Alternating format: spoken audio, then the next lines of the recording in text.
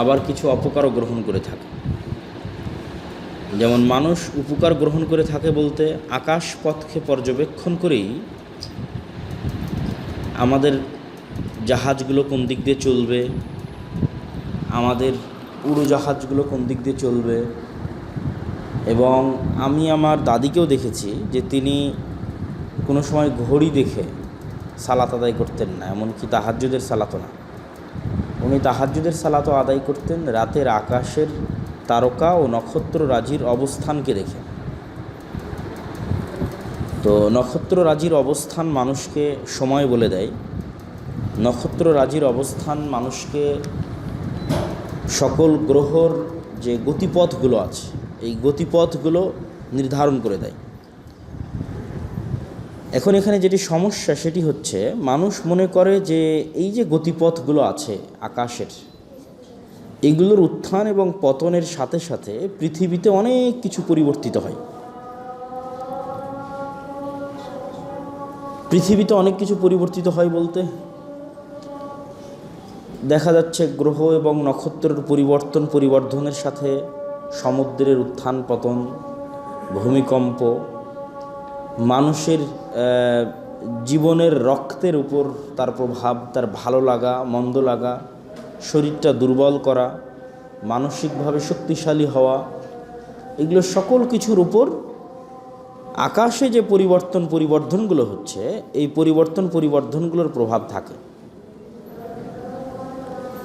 তো এই পরিবর্ধনগুলোর যে প্রভাব, সেই প্রভাবটা কতটুকু গ্রহণযোগ্য এবং আমরা সেটিকে কতটুকু বিশ্বাস করব, এবং সেটি শিরক হবে কি না, কোন সীমা পর্যন্ত, কোন লিমিটেশন পর্যন্ত আমরা সেটি থেকে উপকার নিব, এই বিষয়ক যে আলোচনা, সে আলোচনায় আজকে আমরা কিতাবুত তাওহীদের এই জ্যোতির্বিদ্যার আলোচনায় পড়ব ইনশাল্লাহ।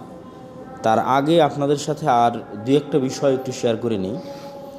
যে লাস্টের যে অধ্যায়টা ছিল কুলক্ষণ, এই অধ্যায়ে মোটামুটি আপনারা কি দেখেছেন, কি পড়েছেন, সারমর্ম বলতে পারবেন এরকম দু একজন যদি থাকেন হাত ওঠান দেখি। লাস্ট অধ্যায় শেখ আব্দুল নূর আর মাদানী হাফিজাউল্লাহর নিকটে যারা পড়েছেন তারা এই অধ্যায়ের মোটামুটি সারমর্ম বলতে পারবেন এরকম দু একজন কে কে ছিলেন ওই দিনের দার্সে? হাত ওঠান দেখি। মাশাআল্লাহ, না দেখেই বলো যতটুকু মনে আছে। অকল্যাণ মানুষের সাথে মানুষের কর্মের উপর ভিত্তি করে, কোনো আচ্ছা, লক্ষ্যের উপর নয়। আর তারপরে হচ্ছে যে ইসলামে কোনো সংক্রামক ব্যাধি নেই, কোনো কুলক্ষণ নেই, পেঁচার ডাক বেঁধের কোনো কুলক্ষণ নেই। আর হচ্ছে সুলক্ষণ গ্রহণ করা এবং কুলক্ষণের প্রতি অন্তর যদি বিশ্বাস আসেও সেক্ষেত্রে বাঁচার ক্ষেত্রে দুটি দোয়া। কি সেই দোয়া? দোয়াটা সে মুখস্থ করে। আচ্ছা, দোয়াটা আমরা কেউ মুখস্থ করেছি? আচ্ছা, আর কোনো সংক্রামক ব্যাধি নাই ইসলামে, এটার বিষয়ে কোনো প্রশ্ন শাইখের নিকটে আমরা করেছিলাম কিনা, বা আমাদের মনে কোনো এটার বিষয়ে কোনো আছে কিনা, জিজ্ঞাসা আছে কিনা, বা শাইখ কি ব্যাখ্যা দিয়েছিলেন এটার? শাইখ বলেছিলেন যে এটা বিশ্বাস করা যাবে না যে সংক্রামক ব্যাধিটা নিজের শক্তিতেই আরেকজনকে সংক্রমিত করছে। তবে যে আল্লাহর থেকে সংক্রমিত হয় সেটা আল্লাহর আদেশ অনুযায়ী। এইটা একটা ব্যাখ্যা। আর কোনো ব্যাখ্যা? আরেকটা কি ব্যাখ্যা? আরেকটা হলো যে কারণ এটা এই জন্য সংক্রমণ ব্যাধিটা আল্লাহর নির্দেশ ছাড়া সে নিজে নিজে করতে পারে না। এটার একটা উদাহরণ হলো যে প্রথম যিনি আক্রান্ত হয়েছেন তিনি তাহলে কিভাবে হয়েছেন। চমৎকার। এটা যেহেতু প্রথমবারের ক্ষেত্রে যে এইভাবে আমরা পরবর্তী ক্ষেত্রেও আমরা এইভাবেই ধরে নিতে পারি যেটা আল্লাহ সুবহানাহু ওয়া তাআলার হুকুম ব্যতীত সে নিজে নিজে কিছু করার সে অধিকার রাখে না। দুইটা ব্যাখ্যা। এই দুটো ব্যাখ্যার মধ্যে আসলে মূলত আরেকটা যে বিষয় শেখ বলেছে কিনা যে কমজোর, হ্যাঁ বলেন দেখি। যেখানে মহামারী বা কোনো বিপজ্জনক কিছু থাকবে এখানে লোকজন যেন বাইরে না যায়, বাইরের লোকজন যেন এই বিধানটা কাদের জন্য? যাদের অন্তরের ইমানটা দুর্বল। এই জিনিসটা আমি শুনতে চাচ্ছিলাম যে এইটা শেখ বলেছে। তাহলে জাযাকাল্লাহ খায়ের। তাহলে মোটামুটি আমরা গত দার্সে দুইটা জিনিস শিখেছি, যে ইসলামে সংক্রামক ব্যাধি বলে কিছু না, ইসলামে কুলক্ষণ বলে কিছু নয়। এই দুটো জিনিসগুলোকে আসলে নাফি করা হয়েছে, নাবোধক করা হয়েছে কেন? মানুষকে মেন্টালি স্ট্রং রাখার জন্য, যেটা সত্য কথা আর কি, যে মানুষকে মেন্টালি স্ট্রং রাখার জন্য একজন তাওহীদপন্থী মানুষ সে যেন মেন্টালি স্ট্রং থাকে। সে যদি কুলক্ষণে বিশ্বাস করে রাস্তায় বের হয়ে একটা বিড়াল বা একটা কুকুর তার গাড়ির সামনে দিয়ে চলে গেলে সে তো মেন্টালি দুর্বল হয়ে যাবে। আর যখন তার তাওহীদটা স্ট্রং থাকবে এবং সে বিশ্বাস করবে যে না ইসলামে কোনো কুলক্ষণ নাই, যা হয় তা আল্লাহর ইচ্ছায় হয়, সুতরাং আশেপাশে কী ঘটলো না ঘটলো কোনো কিছুই, কার হাত থেকে কী পড়ে গেল, কে কী বললো, কোনো কথাই তার অন্তরে কোনো প্রভাব বিস্তার করবে না। ফলত তার যে প্রোডাক্টিভিটি লেভেলটা থাকবে, এই প্রোডাক্টিভিটি লেভেলটা হাই থাকবে। ঠিক একই বিষয় হচ্ছে সংক্রামক ব্যাধির ক্ষেত্রে। সংক্রামক ব্যাধির ক্ষেত্রে যদি মানুষ একবার বিশ্বাস করে ফেলে, আমরা করোনার সময় যেটা দেখেছি যে হ্যাঁ সংক্রামক আছে, তাহলে আমরা দেখেছি যে সামাজিকতা ভেঙে পড়ে। ইসলামের যে সোশ্যাল সিস্টেম আছে সেটা কি হয়, টোটালি কোলাপস করে। এমনকি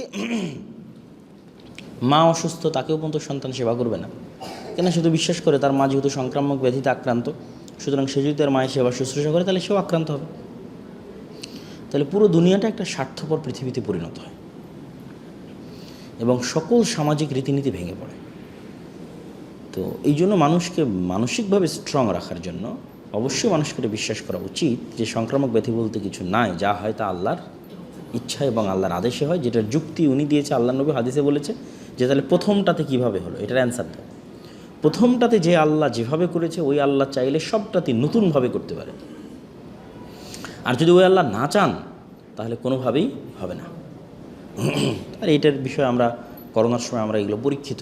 সুতরাং এই ছিল আমাদের আগের দার্স। আজকে হচ্ছে বাবু মা জাআ ফি তানজিম। জি বলেন। যার ইমান স্ট্রং হবে সে অবশ্যই কোনো লিমিটলেসই সে আগাবে। জি, ম্যান টু ম্যান ভেরি করবে। যেমন সেদিন আমাকে কে যেন জিজ্ঞেস করতে আসলে যে আমি আর্মিতে জব করি, চাকরি ছেড়ে দিতে চাই। এই যে এখানে আমাকে জিজ্ঞেস করতেছিল গতকাল, আর্মিতে জব করি, চাকরি ছেড়ে দিতে চাই। তো আমি বললাম দেখেন, এটা আপনার নিজের ইমানের উপর নির্ভর করে। আপনি আর্মির জব ছেড়ে দিয়ে পরে ইসলামকে দোষারোপ করবেন, মানে আর্মি জব ছাড়ার পর আর জীবন সংসার ভালো চলে না, তখন ইসলামকেই দোষারোপ করে আরও বিতৃষ্ণা হয়ে ইসলাম বিদ্বেষী হয়ে যাবেন। তো আপনি আগে দেখেন যে আপনার ইমানের লেভেলটা কেমন, আবু বকরের মতো আপনার ইমান কিনা, যে আপনি যা কিছু হোক না কেন উইথ ফ্যামিলি সেটার উপর সবর করতে পারবেন, ইস্তেকামাত থাকতে পারবেন, তাহলে অবশ্যই আপনি এক সেকেন্ড কেন এই চাকরি করবেন, ছেড়ে দেন, রিজিকের মালিক আল্লাহ। তো একই বিষয় যে আমি সংক্রামক ব্যাধিযুক্ত পার্সনের পাশে যাব কি যাব না, এটা নির্ভর করবে আমার ইমানি শক্তির উপর। যদি যাওয়ার পর আমি দোষারোপ করি নিজেকে বা ইসলামকে, যে হাদিসের কথা শুনে অমুকের বক্তব্য শুনে গেলাম আর ঠিকই তো এই কারণে আমি অসুস্থ হয়ে আজকে মারা যাচ্ছি, তাহলে তো পরকালও গেল, দুনিয়াও গেল, দুনিয়া থেকেও বিদায় নিল, আর তাকদীরের প্রতি বিশ্বাস, দিনের প্রতি বিশ্বাসও চলে গেল। তার চেয়ে ভালো কি সে সেফ জোনে থাকবে, যাবে না তাদের কাছে, উঠা বসা করবে না। যেটা আপনি বললেন আর কি, যে সংক্রামক ব্যাধিযুক্ত এলাকা থেকে মানুষ বাইরে বের হবে না এবং সংক্রামক ব্যাধিযুক্ত এলাকা মানুষ যাবে না। আচ্ছা, আমার নিজের জীবনে একটা বাস্তব, আমি মাঝে থেকে বাইরে দেশে একটা লোক রাস্তায় দাঁড়া রয়েছে, গেটের লোক, আমি তাকে টাকা দিব, বাইরে করছি একটা নোট আমার কাছে, তার চেহারা দেখি আমি ধারণা করছি তাকে যদি আমি নোটটা দিই না জানি আমাকে আক্রমণ করে নাই তাহলে, এই কারণে আমি তোকে নোটটা দিই। আমি বাইরে গেছি 2-3 দোকানে ভাঙতেও পাইনি, তারপর না দিয়ে চলে গেছি। ঠিক ওই দিন রাত তারপরে আমাকে আঘাত করছে, আমার এই নোটটা এক সাইড পুরা পচে যেত। আমি কিন্তু সাথে সাথে টার পাইতেছি, এটা যখন হলো তখন আমি বুঝলাম যে আমি ধারণা করছি সংগ্রাম তাতে সংগ্রাম কিছু নয়, কারণ আমাকে সংগ্রাম দিয়ে দিয়েছে। আমি তখন আল্লাহর কাছে কান্দাকাটি করলাম, সুরে বার্তায় পড়ে দিলাম, কমপ্লিট ভালো আছে। আমি ডাক্তার ভাই আল্লাহ বরকত দেখ। বাবু জি, সুলক্ষণ গ্রহণ করা যাবে। সুলক্ষণের ডেফিনেশন যে কোনো কিছু হতে পারে।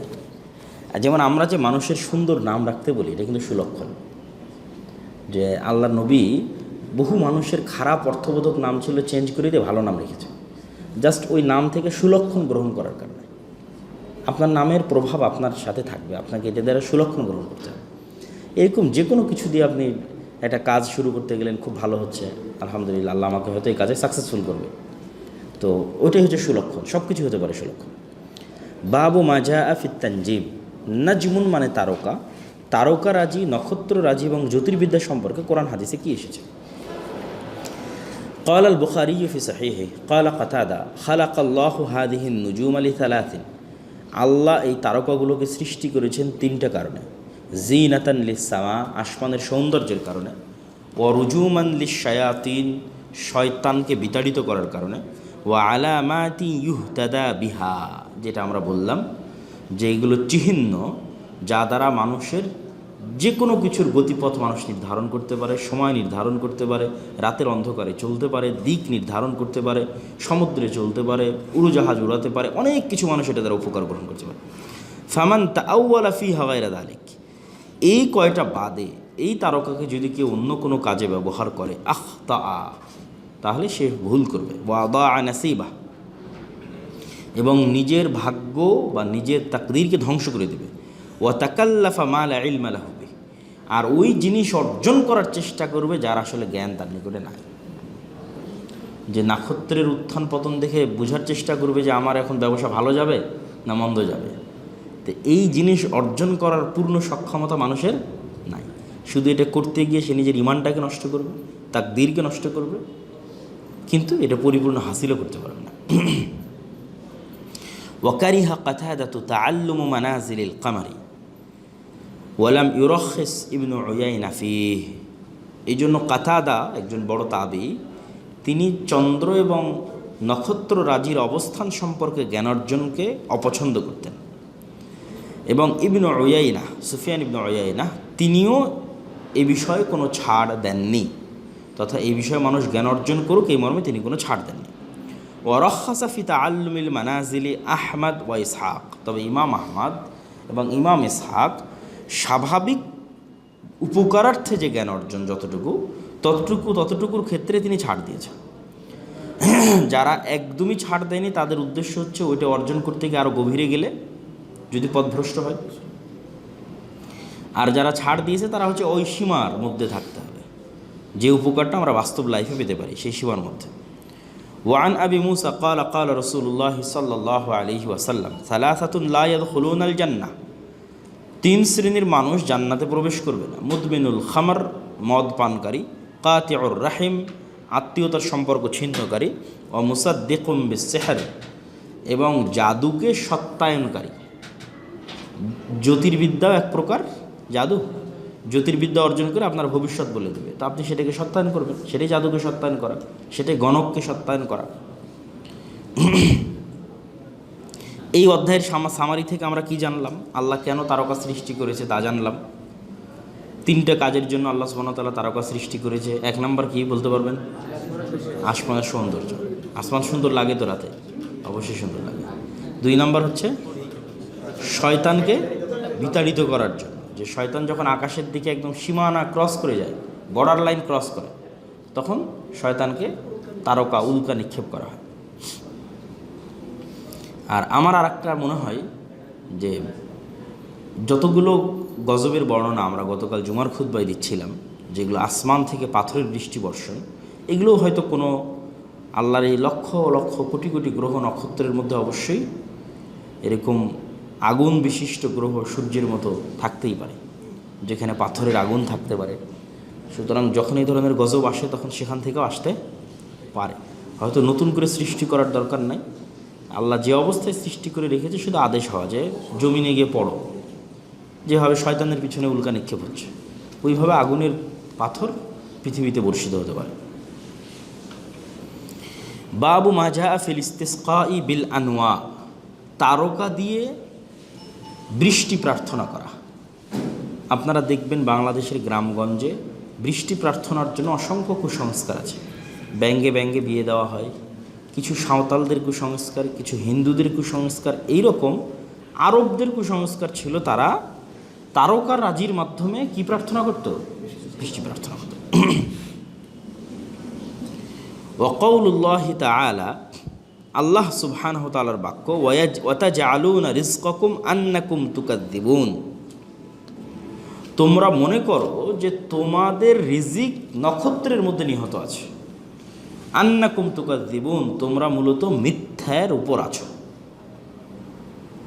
তো এটার দ্বারা উদ্দেশ্য হচ্ছে ওই যে যখন আমরা জ্যোতির্বিদ্যার প্রতি ঈমান আনয়ন করব, নক্ষত্র এবং তারকারাজির উত্থান পতনের সাথে পৃথিবীর বাস্তবতার প্রতি ঈমান আনয়ন করব, তখন আমরা কি মনে করব যে আমাদের রুজিরুটি তারকার হাতে আছে, রুজিরুটি তারকার হাতে আছে, যে আমি ব্যবসায়ী হিসেবে সাকসেসফুল হব না এটাও তারকার হাতে, বৃষ্টি হবে না এটাও তারকার হাতে। ওইটাই আল্লাহ বলতেছেন, দেখো ওয়াতা জাআলুনা রিজকাকুম, তোমরা এই নক্ষত্রগুলোকে তোমাদের রিজিক বানিয়ে নিয়েছো, রিজিকের কারণ বানিয়ে নিয়েছো।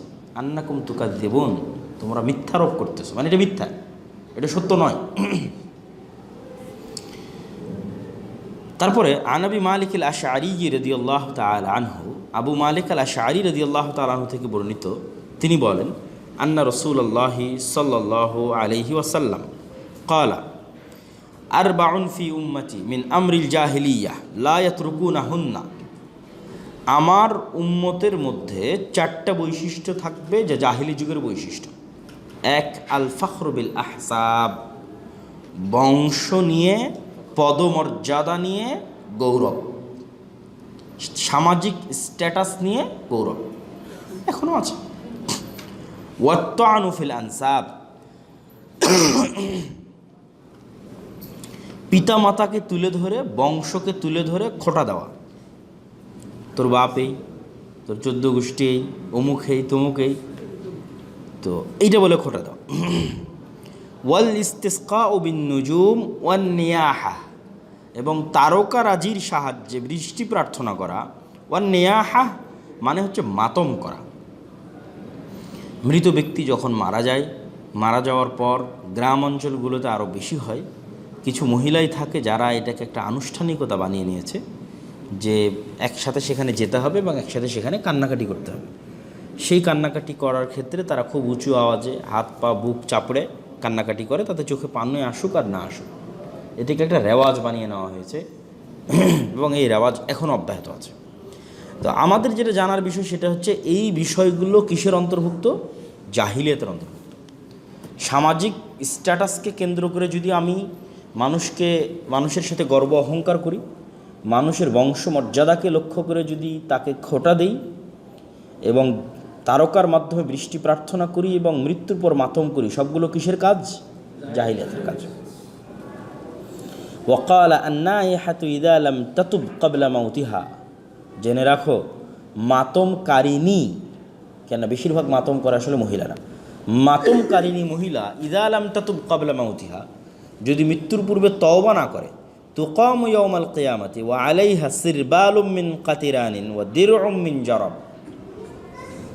যে যদি সে তওবা না করে তাহলে কিয়ামতের মাঠে তার উত্থানটা হবে জীর্ণ শীর্ণ উত্থান, ফকির বা মিসকিনি ভাবে উত্থান, জামা কাপড়ের ক্ষেত্রে হোক আর সকল বিষয়ে হোক, যেটার দ্বারা বুঝাবে যে, যেটা আলামত বহন করবে যে সে মাতম করত দুনিয়াতে, তার অপমানের জন্য ওইটার সাথে সম্পর্ক রেখে, সামঞ্জস্য রেখে তাকে জীর্ণ শীর্ণ অবস্থায় উত্থান ঘটানো হবে।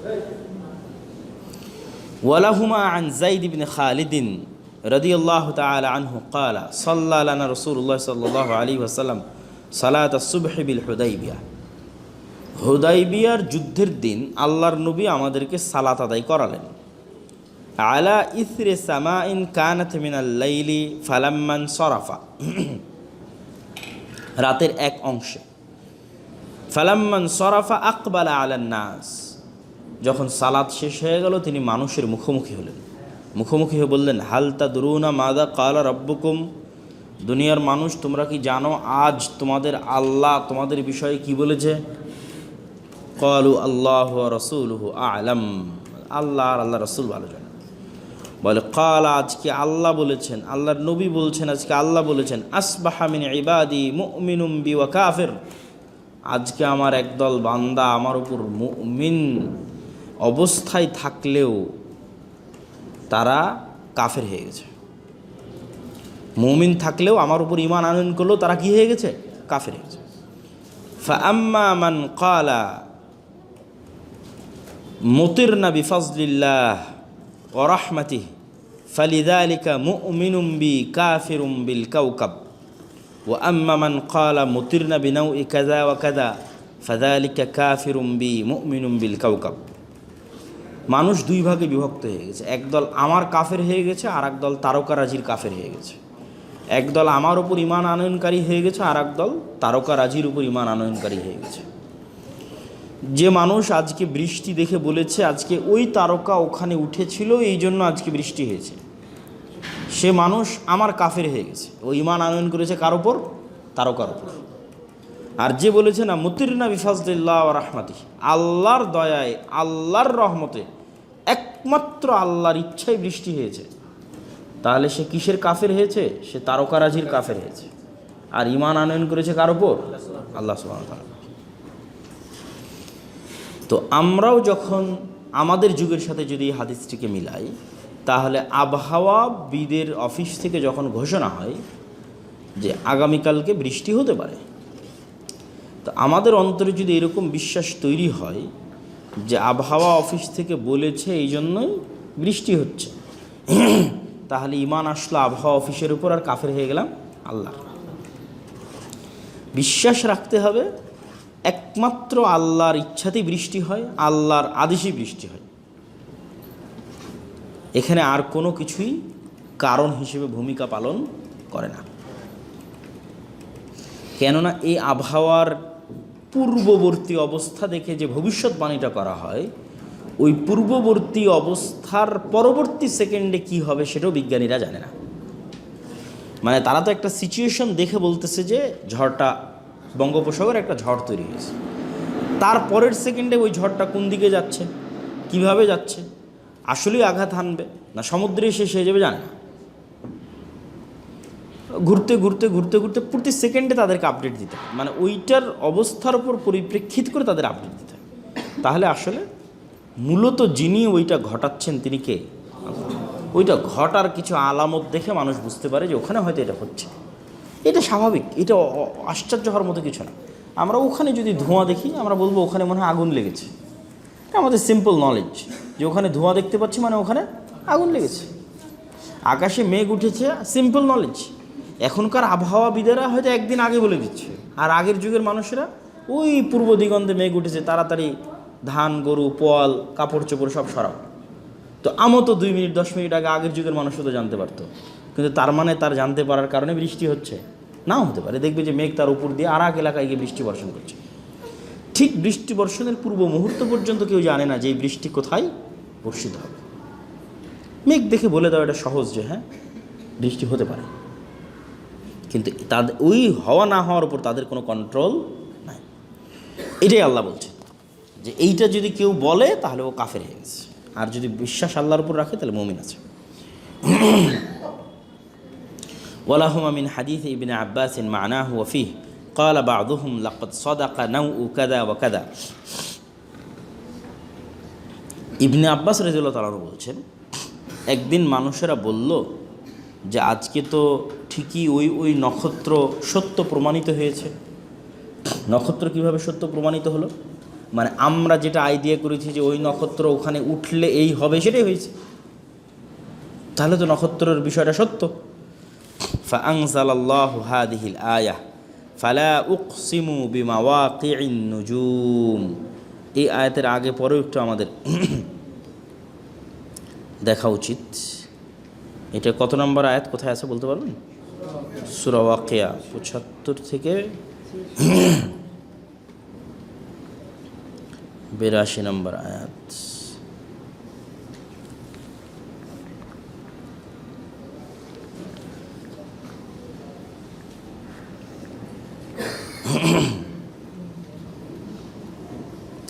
ফালা উকসিমু বিমাওয়াকিইন নুজুম, আমি আল্লাহ শপথ করছি তারকারাজির পথ, গ্রহ নক্ষত্রর যে রাস্তা, এটাকে বিজ্ঞানের ভাষায় কি বলে? কক্ষপথ। কক্ষপথ, গ্রহ নক্ষত্র রাজির যে কক্ষপথ আছে সেই কক্ষপথের আমি কসম করছি। ওয়া ইন্নাহু লাকাসামুন লাউ তা'লামুন আযীম, আর এই কসম একটি মহা কসম যদি তোমরা জানতে। ইন্নাহু লাকুরআনুন কারীম, আমি এই গ্রহ নক্ষত্র রাজির কক্ষপথ এর কসম করে, আর এই কসমটা একটা বড় কসম করে তোমাদের বলছি। ইন্নাহু লাকুরআনুন কারীম, এই কিতাব হচ্ছে সম্মানিত কোরআন। ফি কিতাবিম মাকনুন, এটি অনেক সুরক্ষিত লাওহে মাহফুজের মধ্যে থাকা, লা ইয়ামাসসুহু ইল্লাল মুতাহহারুন, পুত পবিত্র ফেরেশতারা ছাড়া এটিকে কেউ স্পর্শ করে না। তানজিলুম মির রাব্বিল আলামিন, তোমাদের প্রতিপালকের পক্ষ থেকে অবতীর্ণ হওয়া। আফা বিহাদাল হাদিস আনতুম মুদহিনুন, তোমরা কি আল্লাহর পক্ষ থেকে অবতীর্ণ হওয়া এই আয়াতগুলোকে ঠাট্টা করো? ওয়াতাজআলুনা রিজকাকুম আন্নাকুম তুকাযযিবুন, আর আমি যেই গ্রহ নক্ষত্রের কক্ষপথের কসম করছি, এই কক্ষপথগুলোকেই তোমরা তোমাদের রিজিক বানিয়ে নিয়েছো। আনতুম তুকাযযিবুন, অবশ্যই তোমরা মিথ্যুক। তো আল্লাহ সুবহানাহু তাআলার বড় বড় সৃষ্টির আল্লাহ কসম করে, ব্যাপক ভয়ঙ্কর সৃষ্টি আল্লাহ কসম করে। ওয়াশ-শামসি ওয়া দুহাহা, শামস হচ্ছে সূর্য, ওয়াল কামারি ইযা তালাহা, শপথ চন্দ্রের, ওয়াল আসর, শপথ সময়ের। এগুলো প্রত্যেকটা এক একটা ভয়ঙ্কর রহস্যজনক সৃষ্টি আল্লাহর। সময় আল্লাহর একটা ব্যতিক্রম সৃষ্টি, যার রহস্য মানুষ ভেদ করতে পারে না, ক্রস করতে পারে না, অতিক্রম করতে পারে না সময়কে। ঠিক সূর্য তার ধারে কাছে পৌঁছতে পারে না। সারা পৃথিবী টিকে আছে সূর্যের উপর। নক্ষত্র, তারকা, এগুলো সবই হচ্ছে আল্লাহ সুবহানাহু ওয়া তাআলার সৃষ্টি এবং ব্যতিক্রম বড় সৃষ্টি। এই জন্য আজকের মহাকাশ বিজ্ঞানীরাও বলতে পারে না যে এই মহাকাশের লিমিটেশন কত দূর এবং কীভাবে। তাহলে এই অধ্যায় থেকে আমরা যে বিষয়গুলো জানলাম, মোটামুটি সারমর্ম যদি বলি, সেটি হচ্ছে নক্ষত্র, বা আগের অধ্যায়ের সাথে মিলিয়েও যদি আমরা বলি যে নক্ষত্র বিষয়ে মোটামুটি স্বাভাবিক জ্ঞান থাকাতে সমস্যা নেই, কিন্তু নক্ষত্রগুলোকে কারণ বানিয়ে কোনো রেজাল্ট বের করা, এইটা হতে পারে, এইটা হতে যাচ্ছে, এবং সেটাকে বিশ্বাস করা যে ওইটার কারণেই আসলে হচ্ছে, এগুলো সব কুফরি আকীদা এবং বিশ্বাস। বিশ্বাস সবসময় পরিষ্কার থাকতে হবে, এগুলো সব কিছুর সৃষ্টিকর্তা আল্লাহ সুবহানাহু ওয়া তাআলা। বৃষ্টি হোক, আবহাওয়া হোক, ঝড় হোক, ভূমিকম্প হোক, কোনো কিছুই কোনো নির্দিষ্ট কারণের উপর বিশ্বাস করা যাবে না। বাবু কাউলিল্লাহি তাআলা, আল্লাহর কথা, এটা হচ্ছে 30তম অধ্যায়। ওয়ামিনান নাসি মান ইয়াত্তাখিযু মিন দুনিল্লাহি আনদাদান ইউহিব্বুনাহুম কাহুব্বিল্লাহ, মানুষের মধ্যে একদল মানুষ আছে যারা আল্লাহ সুবহানাহু তাআলা ব্যতীত অন্যদেরকে ভালোবাসে, ঠিক আল্লাহ সুবহানাহু তাআলাকে যেভাবে ভালোবাসা উচিত সেভাবে ভালোবাসে। যে মানুষের মধ্যে একদল মানুষ আছে যারা আল্লাহ ব্যতীত এমন কিছুকে তাদের ভালোবাসার বস্তু বানিয়ে নিয়েছে, ঠিক আল্লাহকে যেমন ভালোবাসতে হয়। এইটা আসলে সকল ক্ষেত্রে প্রযোজ্য। সকল ক্ষেত্রে মানে আপনার স্ত্রীকে ভালোবাসার ক্ষেত্রেও প্রযোজ্য, আপনার ছেলে মেয়েকে ভালোবাসার ক্ষেত্রেও প্রযোজ্য, প্রেমিক প্রেমিকার সম্পর্কের ক্ষেত্রেও প্রযোজ্য। সেটি হচ্ছে ইশক, অন্তরকে কোনো একটা জিনিসের পিছনে এমনভাবে লাগিয়ে দেওয়া যেন সে সেটার ইবাদত করে, যেন সে সেটার ইবাদত করে। আপনি একটা মেয়ের জন্য এমনভাবে পাগল যেন আসলে আপনি তার ইবাদত করছেন। আপনি আপনার স্ত্রীর জন্য এমনভাবে পাগল, তার মনতুষ্টির জন্য আপনি সব কিছু করতে পারেন, হালাল হারাম সকল বাস বিচারের ঊর্ধ্বে উঠে ইনকাম করতে পারেন। আপনার ছেলের মনতুষ্টি পূরণ করার জন্য আপনি এমন পাগল যে তার মনের চাও পূরণ করার জন্য আপনি চুরি ডাকাতি সব কিছু করতে পারেন। তাহলে এই যে অন্য কাউকে আল্লাহর মতো ভালোবাসা, এটা যে কোনো ক্ষেত্রে প্রযোজ্য হতে পারে। আর তখনই মানুষ ধরাটা খায়, কেন যখন মানুষ তার অন্তরের পূর্ণ ভালোবাসা আল্লাহর জন্য রাখে, তারপরেরটা তাদের অন্যদের মধ্যে অল্প অল্প করে বন্টন করে, সে কোনো দিন কারো দ্বারা আঘাতপ্রাপ্ত হবে না, কোনো দিন কারো দ্বারা কষ্টপ্রাপ্ত হবে না, কোনো দিন কারো দ্বারা হতাশ ফিল করবে না। আর যখনই সে অন্তরেরকে লাগিয়ে দিবে কোনো ব্যক্তির পিছনে, ধন সম্পদের পিছনে, অর্থের পিছনে, পদের পিছনে, ক্ষমতার পিছনে, তখনই ওই জিনিসটা ন্যূনতম যদি অর্জিত না হয় বা ন্যূনতম যদি কম অর্জিত হয়, তার অন্তরের শান্তি হারিয়ে যাবে। হ্যাঁ, সুইসাইড করবে, অল টাইম অশান্ত জীবনযাপন করবে। তো এই আয়াতটা সকল ক্ষেত্রে প্রযোজ্য, শুধুই যে মূর্তির ক্ষেত্রে, কবরের ক্ষেত্রে, মাজারের ক্ষেত্রে তা নয়। মানুষ আল্লাহ ব্যতীত অন্য আর যে কোনো কিছুকেই যদি মাত্রাতিরিক্ত ভালোবাসে, তাহলে মানুষকে ধাক্কা খেতেই হবে তার জীবনে। তার স্বাভাবিক গতির উপর রেখে দিবে, সে রাতে ঠান্ডা মতো ঘুমাতেও পারবে, শান্তি মতো উঠতেও পারবে, তার সকল জীবন স্বাভাবিক নর্মাল চলবে। এক অসম প্রতিযোগিতায় তাকে পড়তে হবে না।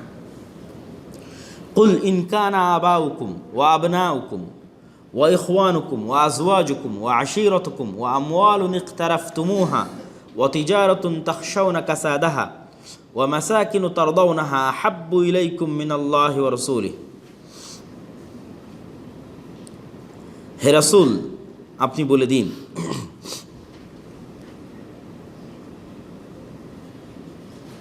হে রাসূল আপনি বলে দিন, যদি তোমাদের পিতা, যদি তোমাদের সন্তান, যদি তোমাদের ভাই, যদি তোমার স্বামী এবং স্ত্রী, যদি তোমাদের আত্মীয় স্বজন, যদি তোমাদের অর্জিত টাকা পয়সা, যদি তোমাদের ব্যবসা, যেই ব্যবসায় তাখশাউনা কাসাদাহা লোকসান হোক, এটা তোমরা পছন্দ করো, ও মাসাকিনু তারদাউনাহা, যদি তোমাদের বাড়িঘর, উন্নত ফ্ল্যাট তোমাদেরকে এতটাই পছন্দনীয় হয়, এই বিষয়গুলো আহাব্বু ইলাইকুম মিনাল্লাহি ওয়া রাসূলিহি, আল্লাহ এবং আল্লাহর রাসূলের চাইতেও যদি বেশি পছন্দনীয় হয় এই বিষয়গুলো, তাহলে এই আয়াতের পরের আয়াতটা আমাদের একটু দেখা দরকার, কেন এই পর্যন্ত সে আয়াতটা শেষ হয়ে গেল।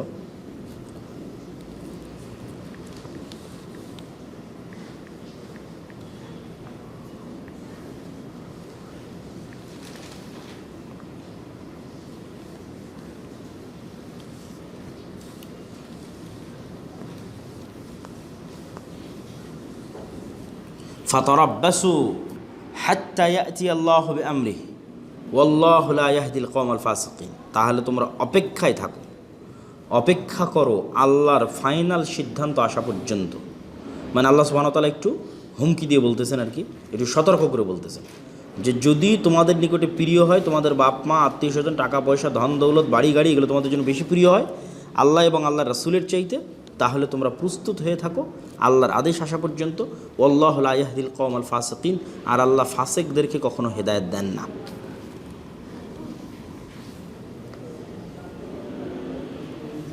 এই আয়াতের আগের পরের আয়াতের সাথে কিছু সম্পর্ক আছে। ইয়া আইয়ুহাল্লাযীনা আমানু লা তাত্তাখিযু আবাআকুম ওয়া ইখওয়ানাকুম আউলিয়া ইন ইসতাহাব্বুল কুফরা আলাল ঈমান, হে ইমানদারগণ, তোমাদের বাপ, ভাই, আত্মীয় স্বজন এরা যদি ঈমানের উপর কুফরকে প্রাধান্য দিয়ে থাকে, তাহলে খবরদার তাদেরকে অন্তরঙ্গ বন্ধু হিসেবে গ্রহণ করিও না। স্বাভাবিক দুনিয়াবি যতটুকু হক সেটা আদায় করবা, কিন্তু অন্তরঙ্গ বন্ধু হিসেবে গ্রহণ করা যাবে না। তারপরে এই আয়াত, তো এই আয়াতকে যদি আমরা অধ্যায়ের সাথে সম্পৃক্ত করি যে আল্লাহ ব্যতীত অন্য কোনো কিছুকে মাত্রাতিরিক্ত ভালোবাসা, এটা হচ্ছে আমাদের মানে মূল অধ্যায় বা মূল অধ্যায়ের আয়াতের অর্থ। তার সাথে এগুলোকে আমরা সম্পৃক্ত করলে আমরা বুঝতে পারবো যে এই আয়াত দ্বারা আমাদেরকে কি বোঝানো হচ্ছে এবং কি উদ্দেশ্য। তারপরে আল্লাহ সুবহানাহু ওয়া তাআলার দুটি আয়াত শেষ হওয়ার পর এবার হাদিস আন আনাস রাদিয়াল্লাহু তাআলা আনহু আন্না রাসূলুল্লাহ সাল্লাল্লাহু আলাইহি ওয়াসাল্লাম, আনাস রাদিয়াল্লাহু তাআলা আনহু থেকে বর্ণিত, তিনি বলেন রাসূলুল্লাহ সাল্লাল্লাহু আলাইহি ওয়াসাল্লাম বলেছেন, লা ইউমিনু আহাদুকুম হাত্তা আকুনা আহাব্বা ইলাইহি মিন ওয়ালিদিহি ওয়া ওয়ালাদিহি ওয়ান নাসি আজমাইন, ততক্ষণ পর্যন্ত কোনো মানুষ মুমিন হতে পারবে না যতক্ষণ না সে আমাকে ভালোবাসে তার সন্তানের চাইতে, তার নিজের চাইতে, তার আত্মীয় স্বজনের চাইতে, তার পিতার চাইতে, আশেপাশের মানুষের চাইতে, দুনিয়ার সকল মানুষের চাইতে। আনাস রাদিয়াল্লাহু তাআলার আরেক হাদিসে তিনি বলেন, সালাসুম মান কুন্না ফি ওয়াজাদাহুন্না হালাওয়াতাল ঈমান, তিনটে গুণ যার মধ্যে থাকবে সে ঈমানের স্বাদ পাবে। আন ইয়াকুন আল্লাহ ওয়া রাসূলুহু আহাব্বু ইলাইহি মিম্মা সিওয়াহুমা, আল্লাহ এবং আল্লাহর রাসূলের ভালোবাসা তার অপছন্দনীয়, তাকে আগুনে নিক্ষেপ করলে মনে হতে পারে। কুফরিতে ফিরে যাওয়া তার জন্য এতটা অপছন্দনীয় মনে হয় যতটা অপছন্দনীয় তাকে কিসের ক্ষেত্রে মনে হবে? আগুনে। আর এইটা কিন্তু কোনো এই লাস্টের উদাহরণটা এটা কোনো কাল্পনিক উদাহরণ না, এটা কিন্তু বাস্তবে ঘটেছে। ওয়াসসামা ইদাতিল বুরুজ ওয়াল ইয়াউমিল মাউউদ ওয়া শাহিদু ওয়া মাশহুদ কুতিলা আসহাবুল উখদুদ, যাদেরকে ঈমানের কারণে দুইটা চয়েস দেওয়া হয়েছিল, হয় আগুনের সামনে লেলিহান শিখা সেখানে ঝাঁপিয়ে পড়তে হবে, অথবা বলতে হবে আমরা ঈমান ত্যাগ করলাম। এই ঘটনা আল্লাহ সূরা বুরুজে তুলে ধরেছে। এটা বহু যুগে বনী ইসরাইলের যুগের একটা বালকের ঘটনার সাথে সম্পৃক্ত। ওই বালক আমার এখন একদম ফুল ক্লিয়ার মনে নেই, জাস্ট আমি সামারি বলতেছি। একটা বালক হচ্ছে এক পাদ্রির কাছে বা এক জাদুকরের কাছে জাদুবিদ্যা বা এই জাতীয় কিছু শিখতে যেত, ঠিক আছে, এবং ওইটার প্রতি সে ঈমান আনয়ন করত। তো কোনো এক সময় তার জীবনের কোনো এক পরিক্রমায় কোনো এক বিপদে তার জাদু কোনো কাজে আসেনি, তখন এই জাদুর উপর থেকে তার পুরো ঈমান উঠে যায় এবং সে সত্য খুঁজতে থাকে। সত্য খুঁজতে খুঁজতে সে একজন, যদি ওই সময় খ্রিস্টানের দিন হয়ে থাকে বা ইহুদির দিন হয়ে থাকে, যে দিন ছিল সেই দিনের সে তাওরাত বা ইঞ্জিলের আয়াতগুলো পায়। পাওয়ার পর আল্লাহ সুবহানাহু ওয়া তাআলার প্রতি তার বিশ্বাস দৃঢ় হয়। সে একজন ধর্মীয় পণ্ডিত পায়, তার নিকট থেকে সে শিখে আল্লাহর প্রতি বিশ্বাস দৃঢ় হয় এবং আল্লাহর নামকে কাজে লাগিয়ে সে তার জীবনে কিছু বিপদ থেকে উদ্ধারও হয় আল্লাহ সুবহানাহু ওয়া তাআলার নামকে কাজে। তখন সে জাদুবিদ্যার বিরুদ্ধে আর আল্লাহ সুবহানাহু ওয়া তাআলার অস্তিত্বের পক্ষে দাওয়াতি কাজ শুরু করে। দাওয়াতি কাজ যখন শুরু করে তো এক একজনের দাওয়াতে আল্লাহ এক এক রকমের কবুলিয়ত রাখে। একজন দাওয়াতি করছে, কেউ কোনো শুনছেই না, তার দাওয়াটা ঠিক আছে। কিন্তু এই বালক যখন দাওয়াতি কাজ শুরু করলো, এটা সমাজে বৈপ্লবিক পরিবর্তন নিয়ে আসতে শুরু করলো মানুষের মধ্যে। তার বোঝানোর ধরন হোক, তার বক্তব্যের ধরন হোক, যেটাই হোক, এই বৈপ্লবিক পরিবর্তনের ফলে বাদশাহ তাকে গ্রেফতার করে হত্যা করতে চাইল। বালক শর্ত দিল, ঠিক আছে আপনি হত্যা করতে পারেন, জনগণের সামনে হত্যা করতে হবে এবং আল্লাহর নামে হত্যা করা যাবে না। আপনাদের প্রতিপালক, আপনি যার ইবাদত করেন, সেটা জাদু হোক, নক্ষত্র হোক, তারকা হোক, মূর্তি হোক, তার নামে হত্যা করতে হবে এবং প্রকাশ্যে জনসম্মুখে হতে হবে। প্রকাশ্যে জনসম্মুখে এরকম হত্যার 2-3টা স্টেপ ব্যর্থ হয়। দেখা যাচ্ছে নৌকায় করে নদীতে নিয়ে গেছে, সাগরের ঢেউয়ে নৌকায় যারা ছিল সব পড়ে যাচ্ছে। তাকে পাহাড়ের উপর নিয়ে যাওয়া হয়েছে, পাহাড় থেকে ফেলে দেওয়া হবে, হাজার হাজার লোক নিচে দাঁড়িয়ে দেখছে। পাহাড় এত জোরে থরথর করে কেঁপে উঠলো, সে বাদে সব পড়ে গেল। কেননা বারবার সে শর্ত দিয়েছিল, আল্লাহর নাম ব্যতীত তোমরা যাদের ইবাদত করো সেই নামে আমাকে হত্যা করতে হবে, আমার হত্যা হওয়াতে কোনো আপত্তি নেই। তো বাদশাহ ক্লান্ত হয়ে গেল, তাকে হত্যা করবে। সে বলে, আপনি কি আমাকে সত্যি হত্যা করতে চান? তো বলে, হ্যাঁ সত্যি হত্যা করতে চান। তাহলে একটা ওয়ে আছে, আপনি আমাকে হত্যা করতে পারেন। হাজার হাজার লক্ষ লক্ষ জনগণকে দাওয়াত দিয়ে, গোটা এলাকাবাসী, গোটা দেশবাসীকে দাওয়াত দিয়ে আল্লাহর নামে তীর চালাবেন, বিসমিল্লাহ বলে আপনি তীর চালাবেন বা তরবারি চালাবেন, যেটি চালাবেন আল্লাহর নামে চালাবেন, আমি নিহত হয়ে যাব, নিহত হওয়ার জন্য প্রস্তুত। ঘটনা যা হওয়ার তাই ঘটল। হাজার হাজার লক্ষ লক্ষ জনগণের সামনে এভাবে বালককে হত্যা করা হলো, আল্লাহর নামে হত্যা করা হলো। উপস্থিত সব মানুষ তখন ইসলাম গ্রহণ করে নিল। তখন বাদশাহ আরও রাগান্বিত হয়ে ইসলাম গ্রহণকারী মানুষগুলোকে আগুনে নিক্ষেপ করতে লাগলো। ওয়াসসামা ইযাতিল বুরুজ ওয়াল ইয়াউমিল মাউউদ ওয়া শাহিদু ওয়া মাশহুদ কুতিলা আসহাবুল উখদুদ, যে তোমাদের সামনে দুইটাই চয়েস, হয় ঈমান পরিত্যাগ করো, না হয় আগুনে নিক্ষিপ্ত হও। তখন একজন বাচ্চার, আরেকটা ছোট বাচ্চার ঘটনা আছে, সে তার মাকে বলছিল যে আপনি আগুনের মধ্যেই নিক্ষিপ্ত হন, আপনার ঈমান বেশি প্রিয়। তো এই উদাহরণটা বাস্তব উদাহরণ যে মানুষের ঈমানের থেকে কুফরে ফিরে যাওয়া এতটা অপছন্দনীয় হবে আগুনে নিক্ষিপ্ত হওয়ার চাইতে। তাহলে 3টা জিনিস আমরা এখানে একটা মানদণ্ড পেলাম। 1, পৃথিবীর সব কিছুর চাইতে আল্লাহ এবং আল্লাহ রসুলের ভালোবাসা উপরে থাকবে। 2, আর যে কোনো কিছুকে ভালোবাসুক না কেন সেটা কার জন্য? আল্লাহর জন্য, আল্লাহর সন্তুষ্টির জন্য। এখানে দুনিয়াবি কোনো স্বার্থ নেই। এই 3টা জিনিস যার মধ্যে থাকবে সে ঈমানের স্বাদ পাবে। তাহলে আমাদের অধ্যায়ের নামের সাথে মিলতেছে যে আল্লাহ ব্যতীত অন্য কোনো কিছুকে মাত্রাতিরিক্ত ভালোবাসা, আল্লাহর মতো, সেটির সাথে কিন্তু এগুলো মিলে যাচ্ছে। আন ইবনে আব্বাস রাদিয়াল্লাহু তাআলা আনহু, আব্দুল্লাহ বিন আব্বাস রাদিয়াল্লাহু তাআলা থেকে বর্ণিত, তিনি বলেন, মান আহাব্বা ফিল্লাহ ওয়া আবগাদা ফিল্লাহ ওয়া ওয়ালা ফিল্লাহ ওয়া আদা ফিল্লাহ ফাইন্নামা তুনালু ভিলায়াতুল্লাহি বিযালিক। যে ব্যক্তি ভালোবাসে শুধু আল্লাহর জন্য, ঘৃণা করে শুধু আল্লাহর জন্য, সম্পর্ক রক্ষা করে শুধুই আল্লাহর জন্য, শত্রুতা করে শুধুই আল্লাহর জন্য, সে ওলি হয়ে গেছে, আল্লাহর বেলায়েত প্রাপ্ত হয়ে গেছে। ফাইন্নামা তুনালু ওয়ালায়াতুল্লাহি বিযালিক, সে আল্লাহর বেলায়েত পেয়েছে তথা ওলি হয়েছে, আল্লাহ সুবহানাহু ওয়া তাআলার ওলি। ওয়ালাই ইয়াজিদা আবদুন তা'আমাল ঈমানি ওয়া ইন কাসুরাত সালাতুহু ওয়া সাওমুহু, আর একজন ব্যক্তি ততক্ষণ পর্যন্ত ঈমানের স্বাদ পাবে না যতই তার সালাত এবং সিয়াম বেশি হোক না কেন, হাত্তা ইয়াকুনা কাযালিক, এই 4টে জিনিস যতক্ষণ তার মধ্যে না ঘটতেছে। ওয়াকাদ সারাত আম্মাতু মুআখাতিন নাসি আলা আমরি দুনিয়া ওয়া যালিকা লা ইউজদি আলা আহলিহি শাইআ। আর আজকের পৃথিবীতে, এটা আব্দুল্লাহ বিন আব্বাসের নিজের বক্তব্য, তো আজকের পৃথিবীতে মানুষের সামগ্রিক সম্পর্কের উঠা বসার ভিত্তি হয়ে গেছে দুনিয়া। ওয়াকাদ সারাত, হয়ে গেছে, আম্মা, ব্যাপকভাবে, মুআখাতুন নাস, মানুষের মধ্যে সম্পর্কের ভিত্তি কি? দুনিয়া, আলা আমরিদ দুনিয়া, দুনিয়ার উপরে হয়ে গেছে। সেই যুগের কথা আব্দুল্লাহ বিন আব্বাস বলছে, তো আজকে তো আরও সত্য। তো এই জন্য বলা হচ্ছে 4টা জিনিস যে শুধু আল্লাহর জন্য করতে পারবে। ভালোবাসবে, দেখবে যে এটা আল্লাহর জন্য হচ্ছে কিনা। ঘৃণা করবে, দেখবে এটা আল্লাহর জন্য হচ্ছে কিনা। উঠা বসা করবে, বন্ধুত্ব করবে, দেখবে আল্লাহর জন্য হচ্ছে কিনা। শত্রুতা করবে, দেখবে আল্লাহর জন্য হচ্ছে কিনা। তাহলে আল্লাহর বেলায়েত প্রাপ্ত হবে, আল্লাহর ওলি হবে। ওয়াকাল ইবনে আব্বাস ফি কওলিহি তাআলা ওয়া তাকাত্তাআত বিহিমুল আসবাব ক্বালা আল মাওয়াদ্দাহ। এই আয়াতটা একটু আমাদের দেখতে হবে। ওয়া তাকাত্তাআত বিহিমুল আসবাব, এই আয়াতের অনুবাদ এখানে আর একদিন গেছে।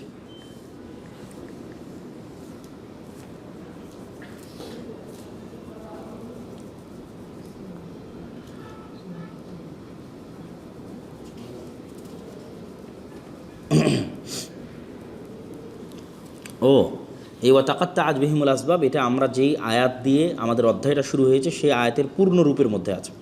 আমরা আবার অধ্যায়ের শুরুর আয়াতটা দেখি। অমিনান নাসি, মানুষের মধ্যে একদল মানুষ আছে, মাই ইয়াত্তাখিযু মিন দুনিল্লাহ, যারা আল্লাহ ব্যতীত অন্য কাউকে এমনভাবে ভালোবাসে, ইউহিব্বুনাহুম কাহুব্বিল্লাহ, যেমন আল্লাহকে ভালোবাসে তেমন ভালোবাসে। ওয়াল্লাযীনা আমানু আশাদ্দু হুব্বান লিল্লাহ, আর যারা ঈমান আনয়ন করেছে তারা সবচেয়ে বেশি ভালোবাসে কাকে? আল্লাহকে। ওয়ালাউ ইয়ারাল্লাযীনা যালামু ইয ইয়ারাউনাল আযাবা আন্নাল কুওয়াতা লিল্লাহি জামিআ ওয়া আন্নাল্লাহা শাদীদুল আযাব। আর কিয়ামতের মাঠে এই সমস্ত গুনাহগার ব্যক্তিরা যখন আযাব দেখতে পাবে তখন তারা এটা বুঝতে পারবে যে সকল শক্তি এবং ক্ষমতা একমাত্র আল্লাহর, আর আল্লাহ সুবহানাহু ওয়া তাআলা শাস্তি প্রদানে অনেক কঠিন। ইয তাবাররা আল্লাযীনা তুবিউ মিনাল্লাযীনা ইত্তাবাউ ওয়া রাউল আযাবা ওয়া তাকাত্তাআত বিহিমুল আসবাব। আর সেই দিন দেখবে যারা অনুসরণ করত, যাদেরকে অনুসরণ করত, তাদের মধ্যে সম্পর্ক বিচ্ছিন্ন হয়ে গেছে, এবং যাদের অনুসরণ করত তারা তাদের থেকে নিজেকে মুক্ত ঘোষণা করতেছে। আপনি এই স্বাভাবিক ক্ষমতার পতনই তো দেখতে পাচ্ছেন যে গত 16 বছর যারা সুবিধাভোগী ছিল তারাও এখন নিজেকে প্রমাণ করার চেষ্টা করতেছে যে না, আমি ওর সাথে কোনো সম্পর্ক আমার ছিল না। তো এইটা আল্লাহ সুবহানাহু ওয়া তাআলা এই আয়াতে তুলে ধরতেছেন যে কিয়ামতের মাঠে এটা ঘটবে। মানুষ দুনিয়াতে যাকে যে জন্য ভালোবেসেছে, যার সাথে উঠা বসা করেছে, যার পূজা করেছে, ঠিক আছে, যাকে শ্রদ্ধা সম্মান করেছে, সব কিয়ামতের মাঠে উঠে বলে এর সাথে আমার কোনো সম্পর্ক ছিল না। সবাই নিজ নিজ প্রাণ বাঁচাতে চাইবে। তো এই জন্য আল্লাহ সুবহানাহু ওয়া তাআলা বলতেছেন যে যদি ভালোবাসতেই হয় তাহলে ওইটাই ভালোবাসা উচিত যেটা স্থায়ী। আল্লাহ সুবহানাহু ওয়া তাআলাকে যদি ভালোবাসে, আল্লাহ কখনো বলবে না কি যে আমি আমার বান্দাকে চিনি না? এটা কখনোই বলবেন আল্লাহ সুবহানাহু ওয়া তাআলা। কিন্তু আমি যদি আর অন্য কাউকে ভালোবাসি, সে যে কোনো মুহূর্তে রূপ পাল্টিয়ে ফেলবে। এই আমাদের সামান্য ক্ষমতার পালা বদলে মানুষ রূপ পাল্টিয়ে ফেলতেছে, কিয়ামতের মাঠে তো আরও ভয়ঙ্কর অবস্থা হবে। তখন ওরা বলবে, যারা এদেরকে ভালোবাসতো দুনিয়াবী কারণে উঠা বসা করতে, এরা বলবে লাউ আন্না লানা কাররাতান, যদি আমাদেরকে আরেকবার সুযোগ দেওয়া হতো, ফানাতাবাররা মিনহুম কামা তাবাররাউ মিন্না, তাহলে দুনিয়াতে ফিরে গিয়ে আমরা এদের থেকে সম্পর্ক ছিন্ন করে দিতাম। কিন্তু সেই সুযোগ কি আর হবে? আর হবে না। তাহলে এই আয়াতের মধ্যে আমরা দেখলাম যে শিরকের আরেকটি অংশ, শিরকের সাথে সম্পৃক্ত আরেকটি অংশ, সেটি হচ্ছে মানুষ ভালোবাসা, সন্তান সন্ততির প্রতি ভালোবাসা, স্ত্রীর প্রতি ভালোবাসা, প্রেমিকার প্রতি ভালোবাসা, ধন সম্পদের প্রতি ভালোবাসা, পদের প্রতি ভালোবাসা, যে কোনো কিছুর প্রতি ভালোবাসা, এগুলো যখন আল্লাহকে অতিক্রম করে যায়, আল্লাহ রাসূলকে অতিক্রম করে যায়, তখন এটি শিরকের দিকে মানুষকে নিয়ে যায়, এবং তখন তার জন্য যন্ত্রণা এবং কষ্ট নিশ্চিত, ধাক্কা নিশ্চিত। আর যখন সব কিছু আল্লাহর জন্য, সন্তানকে ভালোবাসে তাও আল্লাহর জন্য, স্ত্রীকে ভালোবাসে তাও আল্লাহর জন্য, সন্তান ধন সম্পদ অর্জন করতে চায় তাও আল্লাহর জন্য, সব কিছু যখন আল্লাহ সেন্ট্রিক করে ফেলবে, তখন আল্লাহর সাথে এই দৃঢ় মজবুত সম্পর্ক তাকে কিয়ামতের মাঠেও কাজে দিবে এবং দুনিয়াতে মানসিক প্রশান্তি দিবে। আজকের শেষ অধ্যায়ে আমরা ঢুকতেছি ইনশাল্লাহ। এই অধ্যায়টা করে আমরা শেষ করব। বাবু কওলিল্লাহি তাআলা, আল্লাহ সুবহানাহু ওয়া তাআলার বাণী, ইন্নামা যালিকুমুশ শাইতান ইখাফিফু আউলিয়াআহ ফালা তাখাফুহুম ওয়া খাফুনি ইন কুনতুম মুমিনিন। আল্লাহ সুবহানাহু ওয়া তাআলা বলতেছেন যে তোমরা যাদের, কোথায় চলে গেল, ইন্নামা যালিকুমুশ শাইতান, এই সেই শয়তান, ইখাফিফু আউলিয়াআহ, এই শয়তান তার বন্ধু বান্ধবদের মাধ্যমে মানুষকে ভয় দেখাতে চায়, মানুষকে বিভিন্ন বিষয়ের ভয় দেখাতে চায়। কিন্তু তোমরা ভয় পেও না। তোমরা যদি প্রকৃত মুমিন হয়ে থাকো, ইনকুনতুম মুমিনিন, যদি তোমরা প্রকৃত মুমিন হয়ে থাকো, তাহলে শয়তানের এই সমস্ত ভীত সন্ত্রস্তে তোমরা ভয় পেও না। আখাফুনি, বরং তোমরা আমাকে ভয় করো, আমি আল্লাহ, আমাকে ভয় করো। এরা হলো শয়তান, যারা তোমাদেরকে তার বন্ধু দিয়ে ভয় দেখায়। শয়তানের অলিয়া উলিয়া দেখে তোমাকে ভয় দেখায়। এইটা পৃথিবীতে হয়। যখনই আপনি ইসলামের কথা বলবেন, ইসলাম বাস্তবায়নের কথা বলবেন, প্রতিষ্ঠার কথা বলবেন, নিজের জীবনে, নিজের ফ্যামিলিতে, রাষ্ট্রে, সমাজে, তখন অবশ্যই একদল মানুষ আপনাকে রুজিরুটির ভয় দেখাবে, একদল মানুষ আপনাকে আপনার সক্ষমতা নাই, সামর্থ্য নাই, এই হবে সেই হবে, বিপদে পড়বেন, অনেক ভয় দেখাবে। তো এই যারা ভয় দেখাবে এদেরকেই আল্লাহ বলতেছে এরা হচ্ছে শয়তানের বন্ধু। এরা আসলে নিজেরা ভয় দেখাচ্ছে না, এদেরকে কে ভয় দেখা হচ্ছে? এদেরকে দিয়ে শয়তান ভয় দেখাচ্ছে। শয়তান তাদেরকে ব্যবহার করে আমাদেরকে ভয় দেখাচ্ছে যেন আমরা ঈমান এবং আল্লাহর রাস্তায় চলতে না পারি।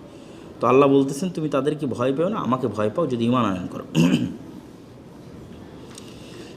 ইন্নামা ইয়া'মুরু মাসাজিদাল্লাহ মান আমানা বিল্লাহি ওয়াল ইয়াউমিল আখির ওয়া আকামাস সালাতা ওয়া আতাজ যাকাতা ওয়া লাম ইয়াখশা ইল্লাল্লাহ।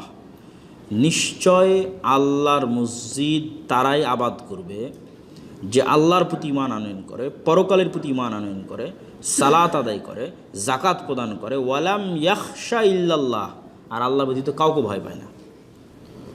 তাহলে মসজিদের দায়িত্ব নেওয়ার জন্য একটা শর্ত করা হয়েছে কি, সে আল্লাহ ব্যতীত কাউকে ভয় পাবে না। কিন্তু আমরা কিন্তু দেখি যে সকল জায়গায় আসলে কম্প্রোমাইজটা হয় কিন্তু ভয় থেকে। আমরাও যেহেতু গত 16 বছর দেখে এসেছি, আমরা জানি যে সকল জায়গায় কম্প্রোমাইজের শুরুটা হয় ভয় থেকে। আলিয়া মাদ্রাসাগুলোতে পর্যন্ত ছবি মূর্তি ঢুকিয়ে দিয়েছে। তারপরে কি বলে ওর নাম, ইসলামিক ফাউন্ডেশনের যে বিভিন্ন প্রতিষ্ঠান আছে সেগুলোর মধ্যে ছবি মূর্তি ঢুকে গেছে। তো কোথাও গিয়ে বলতে গেলে বলো না না না এই সমস্যা, কি বলবে, মানে সবসময় ভয়, ভীত এবং সন্ত্রস্ত একটা অবস্থা, যেটি মূলত শয়তান দেখায় তার বন্ধু বান্ধবদের দিয়ে। ঠিক আপনি যদি মুসলমানদের, ফিলিস্তিনের মুসলিমদের অবস্থা দেখেন, বা আরও পৃথিবীর বা বাংলাদেশের মুসলমানদের অবস্থা দেখেন, বাংলাদেশে যদি আপনি সরকারকে বলেন ইসলাম প্রতিষ্ঠা করেন, তাহলে সারা পৃথিবীর ভয় দেখাবে, আমেরিকার ভয় দেখাবে, ইংল্যান্ডের ভয় দেখাবে, ভারতের ভয় দেখাবে, কি হবে, যুদ্ধ শুরু হয়ে যাবে, এই হবে সে হবে। সব হচ্ছে শয়তান ভীত সন্ত্রস্ত করে। কিন্তু আল্লাহর শক্তি এবং আল্লাহর ক্ষমতা যে আছে তাও তো আমরা দেখতেছি বর্তমান পৃথিবীতে। ওয়ামিনান নাসি মান ইয়াকুলু আমান্না বিল্লাহ ফাইযা উযিয়া ফিল্লাহ জাআলা ফিতনাতান নাসি কাআযাবিল্লাহ।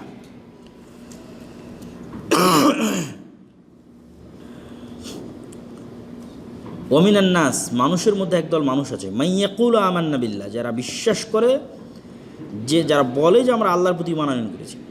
ফাইযা উযিয়া ফিল্লাহ, এবার আল্লাহর প্রতি ঈমান আনয়নের কারণে যখন তারা দুঃখ এবং কষ্ট পায়,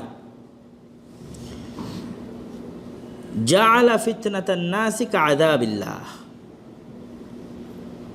তখন মানুষের চাপানো ওই দুঃখ কষ্টকে তারা আল্লাহ সুবহানাহু ওয়া তাআলার আযাব বা শাস্তি হিসেবে গণ্য করে। এই আয়াতটার অবশ্যই একটু ব্যাখ্যা দরকার।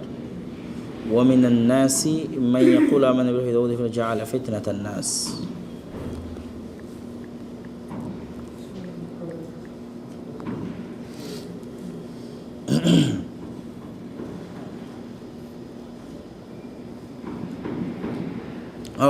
বুঝতে পেরেছি। এখানে ব্যাখ্যা হচ্ছে, যারা মুনাফিক, যারা দুর্বল ঈমানের অধিকারী, তারা অন্য কিছুকে কিভাবে ভয় পায়? তারা অন্য কিছুকে এভাবে ভয় পায় যে তাদের ভয় পাওয়ার একটা ধরন এখানে তুলে ধরা হয়েছে, যে ঈমানের রাস্তায় আসার পর যখন পরীক্ষা নিরীক্ষার মধ্যে তারা পড়ে, তখন এই পরীক্ষা নিরীক্ষার মধ্যে পড়ার পর এই পরীক্ষা নিরীক্ষাকেই তারা আল্লাহর আযাব হিসেবে দায়ী করে, যে আমি আজকে যদি ঈমানের রাস্তায় না আসতাম তাহলে এই আযাব, এই কষ্টের মুখোমুখি হতাম না। যেমন আজকে যদি গাজার মুসলিমেরা বলে যে এটি আল্লাহর আযাব, ঠিক আছে, তো ঈমানের উপর চলার কারণে যে পরীক্ষাগুলো আসে সেই পরীক্ষাগুলো আল্লাহর আযাব নয়, এবং ওই পরীক্ষাগুলো দেখে ভয় পাওয়া যাবে না। عن أبي سعيد الخدري رضي الله تعالى عنه إن من ضعف اليقين أن ترضي الناس بسخط الله বলছে সবচেয়ে দুর্বল ঈমান হচ্ছে যখন মানুষকে সন্তুষ্ট করতে চায় আল্লাহকে অপছন্দ করে। মানুষের মন খুশি করতে চায় কাকে অপছন্দ করে? আল্লাহকে অপছন্দ করে। এটা হচ্ছে সবচেয়ে দুর্বল ঈমান। এবং যখন আং তাহমাদাহুম আলা রিজকিল্লাহ, ভোগ করে রিজিক আল্লাহর, গুণগান করে মানুষের, রিজিক ভোগ করে আল্লাহর, গুণগান করে মানুষের। ওয়া আং তাদুম্মাহুম আলা মা লাম ইউতিকাল্লাহ, আর যতটুকু অর্জিত হয়নি ততটুকুর জন্য আবার দোষ দেয় কাকে? আল্লাহকে। তাহলে যতটুকু অর্জন হয়ে যায় এতটুকুর জন্য প্রশংসা করে মানুষের, যতটুকু অর্জিত হয়নি ততটুকুর জন্য দোষ দেয় আল্লাহর, আর মানুষকে সন্তুষ্ট করতে গিয়ে আল্লাহর অসন্তুষ্টি অর্জন করতে তার কোনো দ্বিধাবোধ হয় না। ইন্না রিজকাল্লাহ লা ইয়াজুররুহু হিরসু হারিসিন ওয়া লা ইয়ারুদ্দুহু কারাহিয়াতু কারিহিন। অথচ আল্লাহর রিজিক এমন যে কেউ আগ্রহী হলে রিজিক পাবে সম্ভব, আর কেউ অপছন্দ করলেই রিজিক থেকে বঞ্চিত হয়ে যাবে অসম্ভব। রিজিকের একচ্ছত্র মালিকানা কার হাতে? আল্লাহ সুবহানাহু ওয়া তাআলার হাতে। তাহলে এটা আমাদের সমাজে হয়। আমরা মানুষের মন রক্ষা করার জন্য, নিজ দলের মন রক্ষা করার জন্য, নিজ সমাজের মন রক্ষা করার জন্য, সভাপতির মন রক্ষা করার জন্য, প্রতিষ্ঠান কর্তৃপক্ষের মন রক্ষা করার জন্য, নিজের ঊর্ধ্বতন বসের মন রক্ষা করার জন্য আল্লাহর বিধানে কি করি? কম্প্রোমাইজ করি। মানুষকে সন্তুষ্ট করতে গিয়ে আল্লাহর বিধানে ছাড় দিই। মান ইলতামাসা রিদাল্লাহ বিসাখাতিন নাস, রাসূল আয়েশা রাদিয়াল্লাহু তাআলা থেকে বলেন, তিনি বলেন, রাসূলুল্লাহ সাল্লাল্লাহু আলাইহি ওয়াসাল্লাম বলেন, যে ব্যক্তি আল্লাহর সন্তুষ্টি অনুসন্ধান করে বিসাখাতিন নাস, তাতে মানুষ যতই অপছন্দ করুক না কেন, সে প্রত্যেকটা সিদ্ধান্ত নেয় কার সন্তুষ্টির জন্য? আল্লাহর সন্তুষ্টির। তাতে মানুষ তাকে যতই অপছন্দ করুক, রাদিয়াল্লাহু আন, এই ব্যক্তির উপর আল্লাহ তো খুশি হয়, সময়ের সাথে সাথে আল্লাহ মানুষকেও তার উপর রাজি খুশি করে দেয়। সময়ের সাথে সাথে আল্লাহ মানুষের কাছেও তাকে কি করে দেয়? প্রিয় করে দেয়। ওয়া আরদা আনহুন নাস, মানুষও তার উপর সন্তুষ্ট করে দেন। ওমান ইলতামাসা রিজন নাস, আর যে ব্যক্তি শুধু মানুষ কেমনে সন্তুষ্ট হবে, আমার বউ কেমনে সন্তুষ্ট হবে, আমার ছেলে মেয়ে কেমনে সন্তুষ্ট হবে, আমার সমাজ, আমার চাকরি, বস, স্ট্যাটাস, কিন্তু আল্লাহকে অপছন্দ করে, সাখাত আল্লাহ আলাইহি ওয়া আসখাত আল্লাহ আলাইহি ওয়া আসখাত আলাইহি নাস, আল্লাহ তো তার উপর অসন্তুষ্টই, সময়ের সাথে সাথে একদিন মানুষকেও সে সন্তুষ্ট করতে পারবে না। মানুষকে সন্তুষ্ট করা ইম্পসিবল।